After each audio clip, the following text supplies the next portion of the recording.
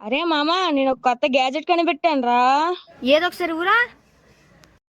రే ఇటువు. అరే మామా, ఇది హైపోర్ట్ టెలిపోర్ట్ మిషన్ రా. అయితే నా మీద ప్రయత్నించరా. అయితే వచ్చి నించోరా. నించున్నాను రా. తిరిగి నన్ను దూతా. ఏడీడు ఎక్కడికి వెళ్ళిపోయాడు? ఇదేంటిది, ఎక్కడికి వచ్చాను? తిరిగి నన్ను దూతా.